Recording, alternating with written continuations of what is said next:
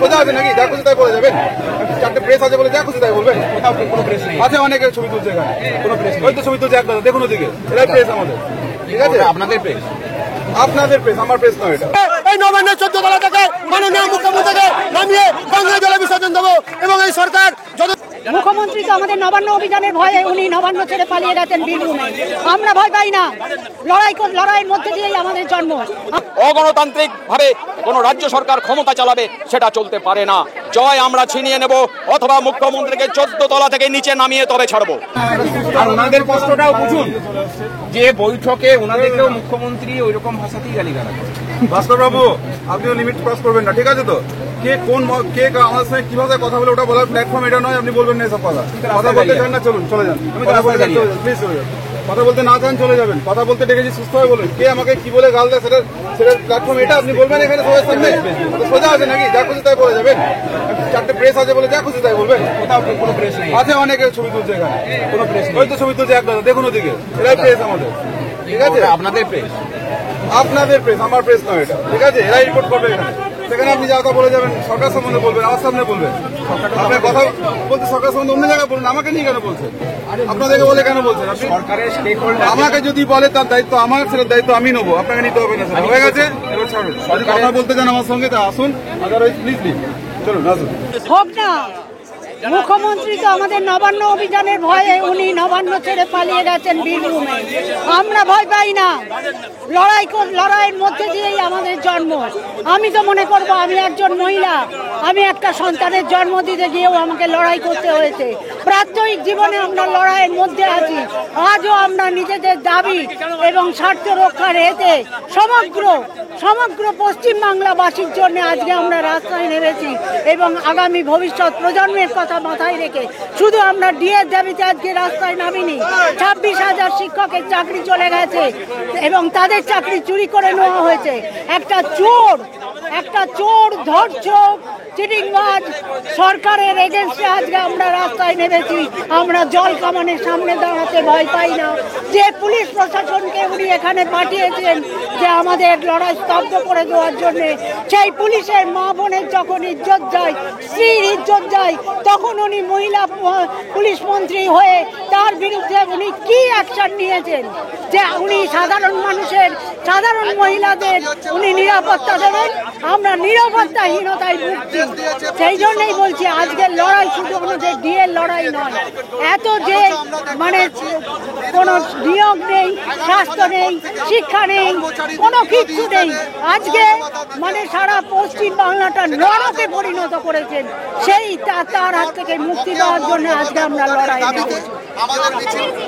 মুখ্যমন্ত্রী যে ডিএর টাকা, সেই ডিএর টাকা দিয়ে পাড়ায় তার গুন্ডা বাহিনীকে পুষবে।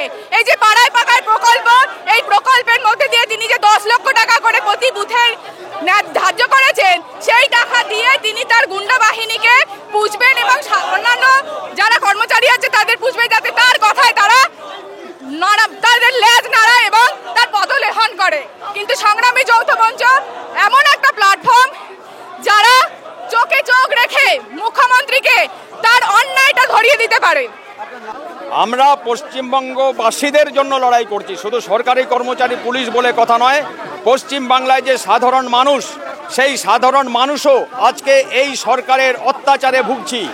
আর পুলিশের যারা আইএএস আইপিএসগুলো আছে তাদের জিজ্ঞেস করুন, তারা তো পুরো 55% দিয়ে পাচ্ছেন। তারা যদি 55% পান তাহলে আমাদের আটকাচ্ছেন কেন?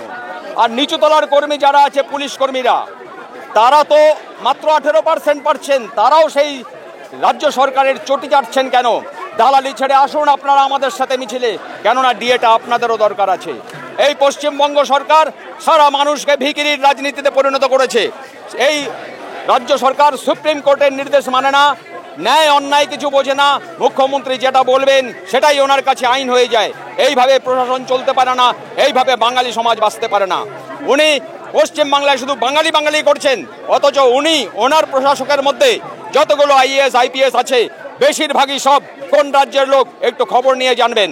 সেখানে কেন বাঙালি আইএএস আইপিএস রাখছেন না? পশ্চিমবাংলায় কি আইএএস আইপিএস বাঙালিদের মধ্যে কম আছে?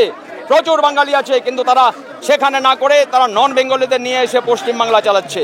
এটা সম্পূর্ণ অরাজনৈতিক একটা মিছিল আমাদের চলছে, জাতীয় পতাকা নিয়ে মিছিল, সেখানে জাতীয় পতাকার মিছিলে পর্যন্ত পুলিশ বাধা দিচ্ছে, চারিদিকে রাস্তা আটকে রেখেছে নবান্নে যাওয়ার। কেন?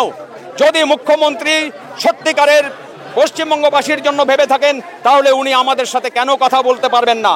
ওনার সেই সৎ সাহসটা নেই যে সংগ্রামী যৌথ মঞ্চের নেতৃত্বের সাথে উনি এসে কোনো কথা বলেন। পুরো পশ্চিম বাংলাকে উনি রসাতলে পাঠিয়ে দিয়েছেন। অতএব আমরা চাই যে পশ্চিমবাংলার মুখ্যমন্ত্রী আমাদের সাথে কথা বলুক, আমরা ওনাকে বলবো কিভাবে কি সমস্যার সমাধান করা যায়। সব সমস্যার সমাধান করা সম্ভব, কিন্তু এই পুলিশ মন্ত্রী বা মুখ্যমন্ত্রী সমাধান করতে চাইছেন না, উনি সমাধানকে আরো বাড়িয়ে দিচ্ছেন। এটা চলতে দেব না। গণতন্ত্রে এটা হয় না, এটা গণতান্ত্রিক প্রিয় দেশ। এই দেশে অগণতান্ত্রিক ভাবে কোনো রাজ্য সরকার ক্ষমতা চালাবে, সেটা চলতে পারে না। জয় আমরা ছিনিয়ে নেব, অথবা মুখ্যমন্ত্রীকে 14 তলা থেকে নিচে নামিয়ে তবে ছাড়বো। স্বাধীন আজকে হচ্ছে মমতা ব্যানার্জি, এই কদিন আগে হচ্ছে শাসক দলের পক্ষ থেকে আপনারা জানেন এই যে 21শে জুলাইকে নাম করে হচ্ছে রাস্তা অবরোধ করেছিল। সেখানে দাবি কি ছিল? শহীদ বেদিতে মাল্যদান করার জন্য একটা রাস্তা অবরোধ যদি করতে পারে, গণতান্ত্রিক পদ্ধতিতে আমরা কর্মচারীরা স্বাধীন দেশের নাগরিক হিসেবে আন্দোলন করার অধিকার আছে।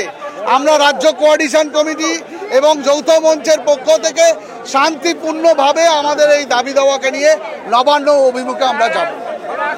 আমার নাম পলাশ পাওয়ান। কথা, উনি তো মিছিল করছেন একটা দাবিতে। উনি কি যে জায়গায় মিছিল করবেন সেটা তো রাস্তা, সেখানে কিছু লোকজন চলে, সেখানে কিছু গাড়ি থাকে, সেটা অসুবিধা হবে না? উনি চাষের মাঠ দিয়ে তো মিছিল করবেন না, উনিও তো একটা রাস্তা দিয়ে মিছিল করবেন। ওনারও তো নিশ্চয়ই দাবি আছে। ওনাদের দাবিতে উনি মিছিল করছেন, আমাদের দাবিতে আমরা মিছিল করতে পারবো না? এইটা সে সব হোক না, সে হোক। এইসব মানুষের, পশ্চিমবাংলার মানুষের অভিজ্ঞতা আছে। এসব আজকে তো নতুন নয়, এসব এই সংগ্রামী মানুষ, বামপন্থী যারা আছে, ট্রেড ইউনিয়ন করে, তাদের এই অভিজ্ঞতা আছে। আমরা শান্তিপূর্ণভাবে গণতান্ত্রিক পদ্ধতিতে আইন মেনে মানুষের অধিকার নিয়ে লড়াই করার অধিকার প্রত্যেকের আছে। আমাদের সেই অধিকার রক্ষার জন্য আমরা মিছিল করব, আইন মেনেই করব, শান্তিপূর্ণভাবেই করব। পুলিশ দিদিমণির সাহায্য নিয়ে দিদিমণিকে সন্তুষ্ট করতে গিয়ে আমাদের প্রতি আঘাত আনার চেষ্টা করছে, তা প্রতিহত করবো আমরা।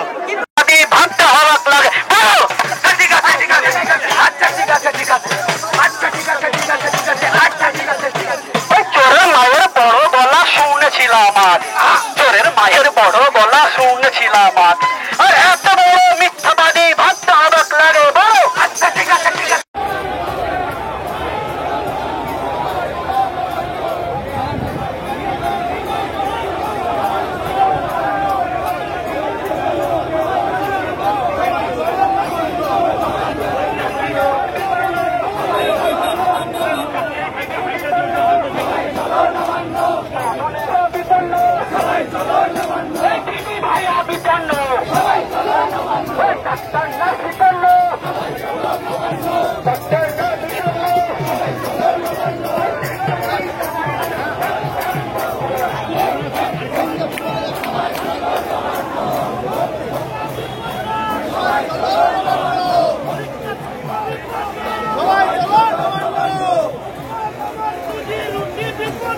সবাই চলো।